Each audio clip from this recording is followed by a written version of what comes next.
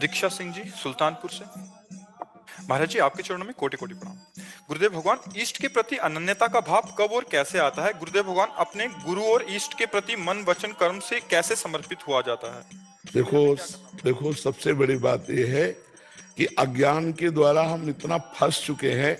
जननी जनक बंधु सुतदारा तनु धन धाम सुहृद परिवारा, इसमें इतना फंस चुके हैं कि भगवान लगते ही नहीं कि हैं। ईमानदारी से देखो, लगते ही नहीं कि हैं। हम में है, इनमें है, चराचर जगत में ऐसा नहीं लगता है। भगवान से प्रेम करने के लिए भगवान स्वयं कह रहे, जननी जनक बंधु सुतदारा तनु धन धाम सुहृद परिवारा, सबकी ममता ताग बटोरी मम पद मन ही बांध बर डोरी। अगर हम अपनी माँ में भगवान को देख लें, मेरे भगवान मेरी माँ के रूप में है, मुझे और किसी भगवान की जरूरत नहीं, और अपनी माँ की सेवा करूं, उसी से भगवान से प्रेम हो जाएगा। मेरे भगवान पिता रूप में है, मेरे भगवान मेरी पत्नी रूप में आए, मेरे भगवान मेरे पति रूप में आए, मेरे भगवान मेरे पुत्र रूप में आए। हम एक पाषाण की मूर्ति में भगवान मानकर उन्हें रिझा सकते हैं, और अपने पति में भगवान मान के, अपने पुत्र में भगवान मान के, अपने माता पिता में भगवान मान के हम भगवान को नहीं रिझा सकते। व्यवहार कैसा होगा महाराज जी? बिल्कुल जैसे पुत्र का होता है। हम भगवान जैसा व्यवहार नहीं करेंगे, भाव रखेंगे। जैसे मानो पिता है, अपने पुत्र में भगवत भाव करता है, वो गलती करेगा तो थप्पड़ पाएगा, लेकिन भाव यही रहेगा कि भगवान है इसके अंदर। जैसे भीष्म जी विपक्ष में है, तो सामने श्री कृष्ण है, विपक्ष में तो युद्ध करते हुए बाण श्री कृष्ण को भी मार रहे हैं, लेकिन पूर्ण दास हैं भगवान श्री कृष्ण के भीष्म जी।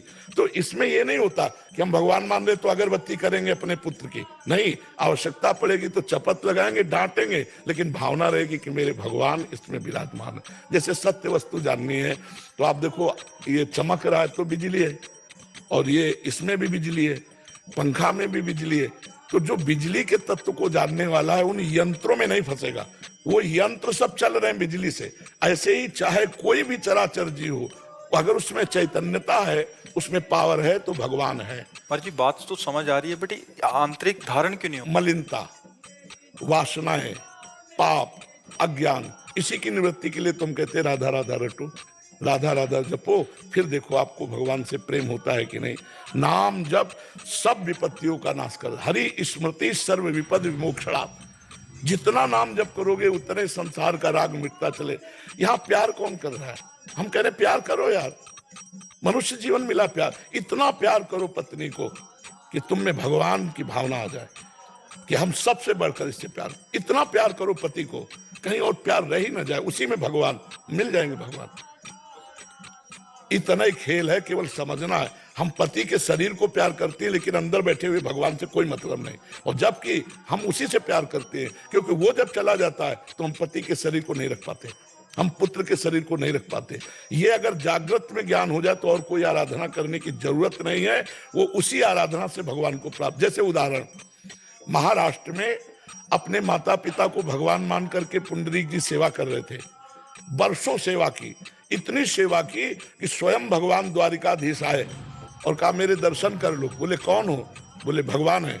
तो एक ईंट दे दी और कहा खड़े रहो, माता पिता की सेवा हो जाए, फिर हम आपको देखेंगे। वही आज भी खड़े हैं महाराष्ट्र में, जो विठ्ठल भगवान है, ईंट पे आज भी खड़े हैं। पति को भगवान माना सत्यवान जी को, और उनकी आयु 1 वर्ष थी। देवर्षि नारद जी ने सावित्री जी से कहा गलत जगह तुमने संबंध बनाया, तुम्हारा पति सत्यवान 1 साल में मर जाएगा। तो बोले जिसे मैंने पति वरण किया 1 साल तो बहुत होता है, अगर हम 1 दिन भी उनके साथ गुजारेंगे तो मान लेंगे मेरी जिंदगी सफल हुई। वो पतिव्रता थी, अपने पति में भगवान का दर्शन करती थी। इस भावना में उनकी इतनी सामर्थ्य आ गई, रोज तारीख नोट करती थी जब से ब्याह हुआ था। और जब 1 वर्ष पूरा होने को हुआ तो पति से कहा आज तक हमने कभी कुछ मांगा नहीं, आज मांगती हूँ आपसे। क्या? वो लकड़ी काट करके बेचकर अपने परिवार का पोषण। बोले आज लकड़ी लेने मैं साथ चलूंगी। सत्यवान ने कहा कोई मांग है आपकी, चलो हमारे साथ। गए। वो एक एक क्षण गिन रही थी। सत्यवान का सर दर्द हुआ, उनका सावित्री सर दर्द। बोले भगवान नीचे आ जाइए, अपनी गोद में लिटा लिया और सिंहनी की तरह बैठ गई कि देखते हैं कौन मेरे पति को ले जाएगा। तो देखा भैंसे पर सवार यमराज जी आए यमराज जी ने पास के द्वारा सत्यवान के सूक्ष्म शरीर को खींचा। सावित्री जी ने कहा महाराज ये मेरे पति हैं और स्त्री का सुहाग ही सब कुछ होता है, अगर आप इसको ले जा रहे हैं तो मेरे को भी ले चलिए। तो उनका नहीं, तुम्हारी आयु अभी पूर्ण नहीं हुई। तो उनका महाराज आपकी सामर्थ्य नहीं कि मेरे पति को ले जाए। उनका अभी बच्चे हो तुम, ऐसी बातें नहीं करते। अगर तुम हमसे बात कर पा रहे तो केवल पातिव्रत धर्म के कारण। वो लेके चल दिए तो सावित्री जी पीछे चल पड़ी। उन्होंने कहा तुम्हारे पातिव्रत धर्म से मैं बहुत प्रसन्न हूं, तुम क्या चाहती हो? तो उनका हमारे जो सास ससुर हैं वो अंधे हैं, उनका राज्य छिन गया है, गरीबी से गुजारा कर उनका राज्य मिल जाए, उनके नेत्र जागृत हो जाए। तथास्तु। फिर पीछे चले तो देखा सावित्री जी आ रही। उनका पीछे क्यों आ रही? बोले जहां पति वहीं पतिव्रता का स्थान होता है। आप ऐसा कैसे भूल गए कि हमारे पति को ले जाएंगे और मुझे छोड़? बोले एक वरदान और मांग लो। तो बोले जो मेरे माता पिता है, अर्थात मेरे कोई भाई नहीं है, उनके पुत्र हो जाए। बोले तथास्तु। फिर पीछे चल पड़े।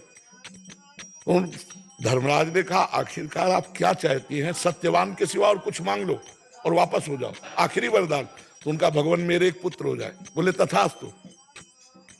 जे तथास्तु कहा तो उनका ध्यान करो मैं पतिव्रता हूं, मेरे पति के सिवा मेरे गर्भ में किसी का पुत्र आ नहीं सकता। तो अब आप पति को छोड़ दीजिए। धर्मराज की बुद्धि को चकरा दिया एक पतिव्रता ने, अपने पति को भगवान मानने और वापस ले आई। तो हम लोग क्या करते हैं कि मंदिर में तो भगवान को मान सकते हैं या अन्यत्र भावना कर सकते हैं, लेकिन अपने घर परिवार में भगवान को नहीं मान सकते। तो कैसे भगवान से प्रेम हो?